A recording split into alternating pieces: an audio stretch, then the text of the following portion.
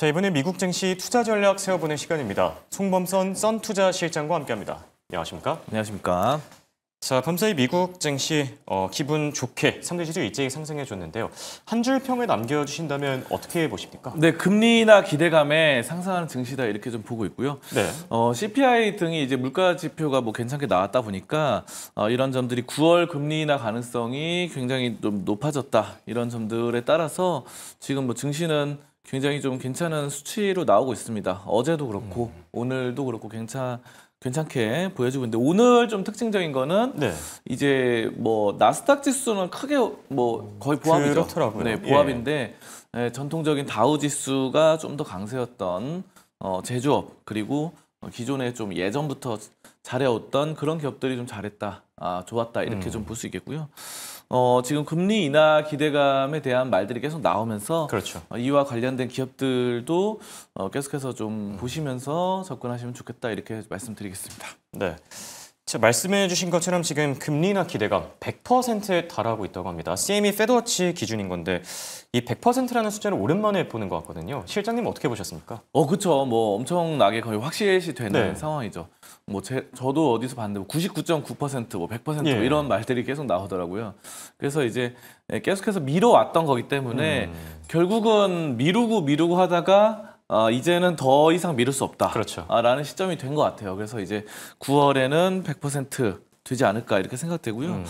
뭐 트럼프 대통령 같은 경우는 3%에서 4%포인트나 내려야 된다. 이렇게 강력하게 주장을 하고 있죠. 그래서 지금 금리가 네. 4.25%니까 거의 뭐 제로 금리 수준으로 내려야 된다는 제로 금리로 확 얘기인 낮춰야 거네요. 된다. 예. 근데 사실 이렇게는 좀 힘들 것 같고요. 지금 이렇게 막 엄청난 컷으로 자이언트 컷이죠. 이거. 네, 근데 이제 그래도 어느 정도 B컷 정도는 좀 될 수 있다. 예. 그래서 좀 많이 내릴 가능성도 커졌다 이렇게 좀 보고요. 그래서 이제 여러 가지들이 이제 파월을 대신할 수 있는 의장을 또 조기에 지명할 것이다. 뭐 이런 말들이 나오면서 어쨌든 파월 의장 네. 흔들기를 뭐 계속하고 있는 그런 모습이네요. 그렇죠. 그래서 지금 상당히 뭐 파월 의장도 더 이상 물러날 곳이 없는 그런 상황이 되었다 이렇게 좀 보고요. 9월에는 정말 내려야 되겠네요, 이제. 네, 그럴 가능성이 높다고 봅니다. 그래서 뭐 다른 나라와 비교를 해봐도 네. 진짜 그 미국이 GDP가 전 세계 1위잖아요. 근데 이제 그거보다 경제가 좀 낮은 경제 성장률이라던가 아니면 경제 규모가 안 좋은 나라들보다도 미국이 굉장히 높다 보니까 뭐 미국 30년물 국채는 뭐 거의 5%에 예. 달합니다. 5%. 30년 국채가 5%에 달하기 때문에 근데 약간 떨어지긴 했죠. 간밤 사이에. 그래서 지금 금리 인하 기대감 때문에 그렇죠. 국채 가격들, 국채 가격은 오르고 이제 국채 금리는 약간 떨어졌습니다. 그래서 이런 것들이 지금 화면에 보이시다시피 좀 대폭 떨어졌어요. 이 정도면은 뭐 1% 넘게 하락을 했기 때문에 1.5% 뭐 이렇게. 그렇죠. 자, 그래서 어쨌든 이런 점들이 금리 인하라는 점들이 미리 국채 금리에는 선반영돼서 네. 떨어지고 있어서 이런 점들 국채가 어떻게 보면 선행 지표죠. 그렇죠. 그렇기 때문에 그런 점들이 상당히 좀 높아졌다 이렇게 좀 판단합니다. 네. 자, 방금 전에 화면에 잡혔던 자료도 보시면 이제 B컷 가능성이 한 6%로 점쳐지고 있고요. B컷이라고 하면은 50bp 금리 인하를 뜻합니다.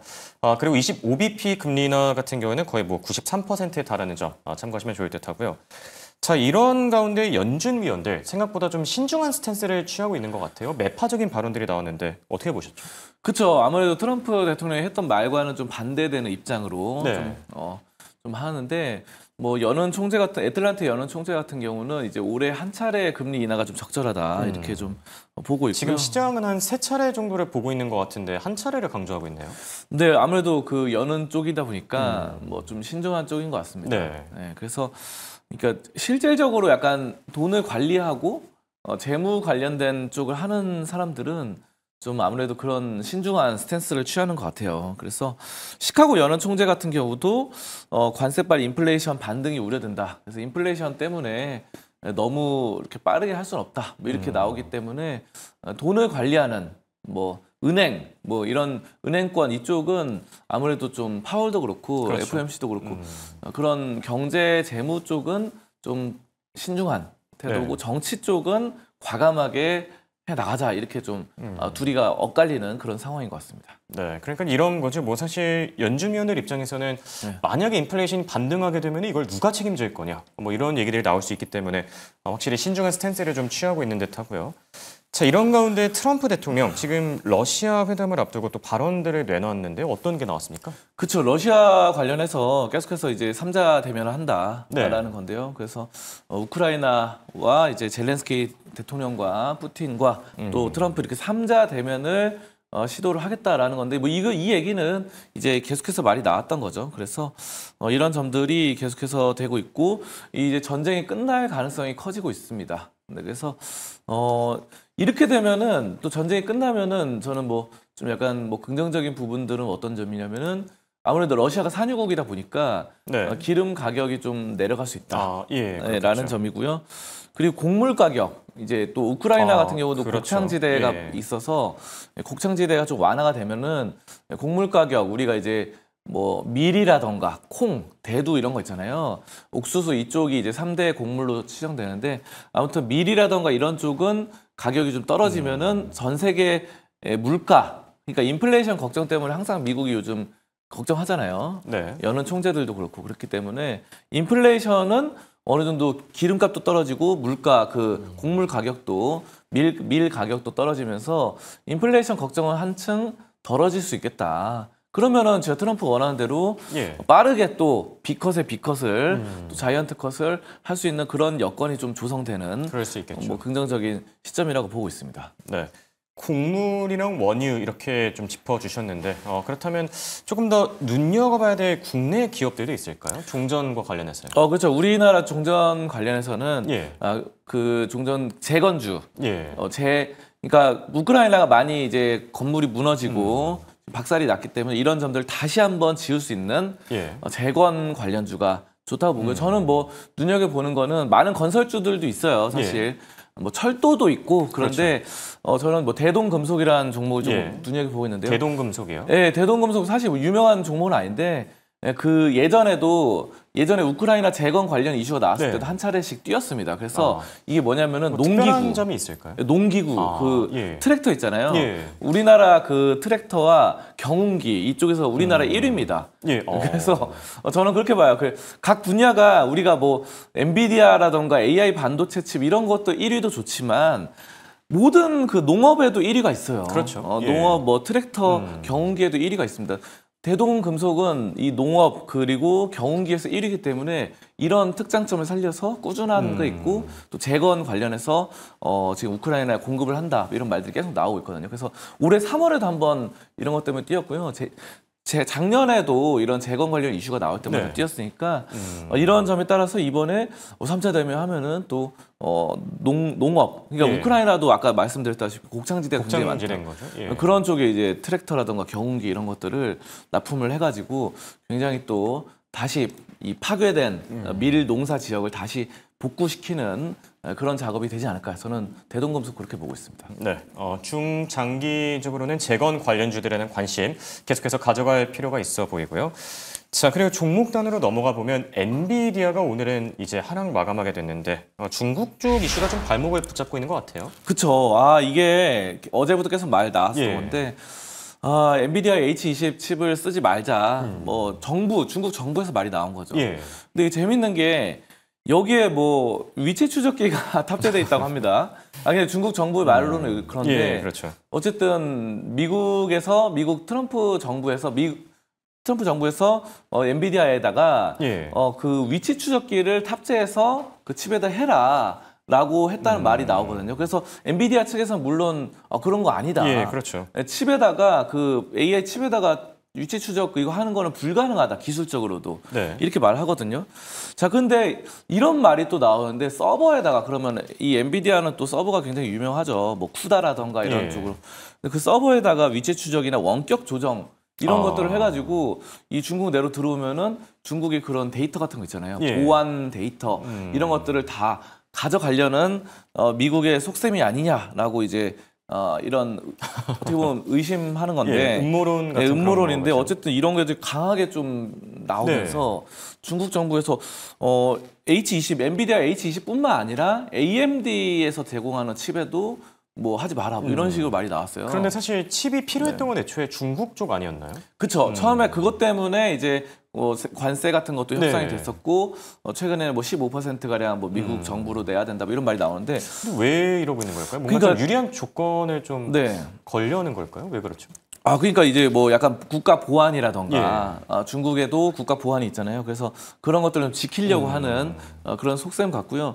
중요한 거는 중국 자체적으로도 이제는 어느 정도 좀 올라왔다고 예, 생각하는 그렇죠. 것 같아요. 그래서 그 AI 칩, H20 같은 칩은 사실 H20은 고성능 칩이 아니죠. 그렇죠. 뭐 사실 최고 단에는 블랙웰이 있고 엔비디아 쪽에서는 근데 이제 그 다음에 뭐 호퍼, 뭐 H100 예. 뭐 이런 것들이 있잖아요. H100, H200 이런 게 있는데 저가형 H20은 칩인 거죠. 저가형 칩인데 그 정도를 어느 정도는 만들 수 있는 중국에서도 직접 네. 약간씩 올라오고 있어요. 그래서 중국 기업에서도 계속해서 올라오고 있는 시점이고 그런 것들을 뭐 차후에 또 나오는 뭐 딥시크라던가 딥시크도 지금 그 AI 성능 평가에서 계속 약간씩 올라오고 있거든요, 점수가.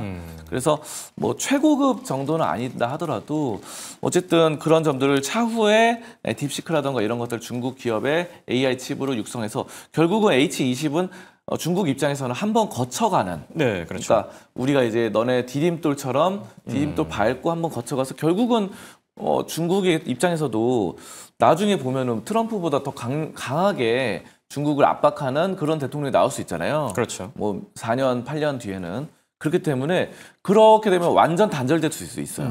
H20뿐만 아니라 아무것도 그냥 막아버리는 그럴 수 있겠죠. 통제를 해버리는 네. 그런 대통령이 나온다 한다면은 자체적으로 해야 되기 때문에 예. 결국 중국에서도 스스로 보완하는, 스스로 만들어내는 그런 것들을 하고 있어요 지금. 그래서 이미 어느 정도 많이 따라왔습니다 사실. 그래서 네.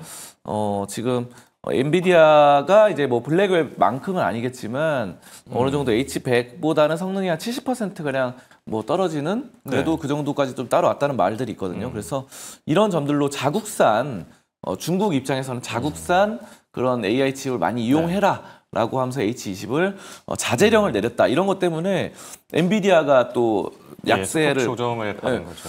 보였는데 근데 지금 180달러에서 계속 왔다 갔다 하고 있는데 차트 흐름은 어떻게 보시죠? 차트름은 뭐 나쁘지 않죠. 예. 최근에 뭐 계속 올랐고 우상향해서 나아가는 네. 뭐 이런 상황들이어서 차트름은 우상향으로 아직은 뭐 추세가 꺾인 건 아니에요. 추세가 뭐 이평선 20일 이평선 네. 약간 찍었는데 다시 또 아래 꼬리 찍고 올라오는 그런 양상들이고 아직은 60일 이동평균선 맞닿지 않았기 때문에 아직은 좀 괜찮다. 전반적으로 아직은 괜찮은데 약간의 위기 상황이 있고 근데 재밌는 거는 엔비디아는 이렇게 많이 떨어졌는데 AMD가 또 많이 올랐습니다. AMD가 한 5% 오늘 네. 올랐나요? AMD가 그래서 이 AMD도 역시 피해를 보는 거거든요. 예, 아까 전에 그렇죠. 중국에서 예, 자제령 맞습니다. 맺은 게 엔비디아 것만 말고 AMD도 약간 자제해라 그런 건데 AMD는 약간 그러니까 이거 같아요. AMD가 오른 이유는 예. 엔비디아 독점이 어느 정도 무너지고 시장 파일을 네. 좀 나눠 먹을 수 있는 그런 그런 것 같습니다. 그러니까 아까 전에 지금 완전 엔비디아 쿠다 독점인데 네. 이런 것들을 중국에서 약간 통제를 하면서 어쨌든 AMD도 통제를 하지만 그래도 약간의 좀 분산되는 예. 그 분산되는 그런 효과로 반사 이익으로 오른 게 아닌가 그렇게 좀 해석되고 있습니다. 네. 근데 방금 짚어주신 대로 지금 반도체 기업들 사이에서 이 주가 힙이나 명암이 좀 엇갈리고 있는데 국내 반도체는 어떤 영향을 미치게 될까요? 국내 반도체는 아무래도 엔비디아가 이제 H10을 이거 사용 자제를 내려주면은 뭐 삼성전자가 이제 엔비디아로 그 HBM, 예. HBM3 뭐 이런 거 납품하다 보니까 삼성전자가 이제 하는 거는 다 중국향이에요 대부분.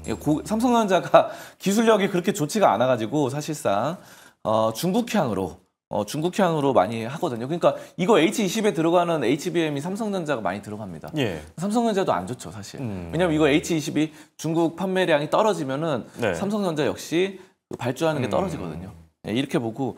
근데 SK하이닉스는 HBM4라던가 이런 것들을 하기 때문에 예. 중국향보다는 그래도 약간 고급화된 반도체 많이 들어가기 때문에 SK하이닉스는 크게 영향은 없을 것이다. 저는 이렇게 좀 판단하고 있습니다. 네, 국내 반도체 관련주에 대한 투자 의견까지 살펴봤고요. 자, 그리고 암호화폐 관련주들의 상승세가 굉장히 두드러진 것 같아요. 오늘도 암호화폐 관련주 가운데 이 블리시라는 기업이 IPO를 했는데 굉장히 성공적으로 IPO를 했고 또 비트마인이라는 기업이 서학개미들 사이에서 굉장히 핫하다고 하는데 네. 어떤 이슈를 나오고 있죠? 그렇죠. 이더리움이 가장 많이 올랐습니다. 예. 사실 비트코인은 어제랑 엊그제랑 별로 많이 안 올랐다고 예. 봐요. 그러니까 비트코인은 약간 무겁게, 그래도 비트코인은 꾸준하게 좀 올랐죠. 예. 그래서 최근에 뭐 스테이블 코인 이슈도 있고, 스테이블 코인 관련해서 미국 정부에서 트럼프가 서명을 하는 등 이런 점들이 있었는데, 비트코인은 그 전에 먼저 올랐었고요. 그 후발주자로 이더리움이 지금 신고가를 경신하면서 전 고점, 역사적 신고가를 달성을 합니다. 이더리움이. 네. 자, 그래서 비트마인 이머징 같은 경우는 전 세계에서 가장 많은 이더리움을 보유하고 있는데요. 이더리움 7조 원 이상 갖고 있어요. 그래서 엄청나게 많다. 예. 이렇게 볼 수 있겠고, 이더리움 급등에 따라서 비트마인 이머징, 이머전 이 종목이 굉장히 좀 긍정적이다 이렇게 판단하고요. 예. 그렇기 때문에 이 비트마인은 첨단 냉각 기술, 이머전 기술을 이용해서 이 비트코인 채굴에도 주력을 하고 있어요. 그래서 뭐 이더리움도 많이 갖고 있고 비트코인 채굴도 잘하고 있다. 이런 네. 기업으로 지금 보면서 상당히 좀 지금 이더리움이 핫하면서 가상화폐 쪽으로 이 종목을 눈여겨보시면 좋을 것 같습니다. 네. 확실히 암호화폐 관련주에 대한 관심도 꾸준히 가져갈 필요가 있어 보입니다. 지금까지 도움말씀의 송범선 썬투자실장과 함께했습니다. 감사합니다. 감사합니다.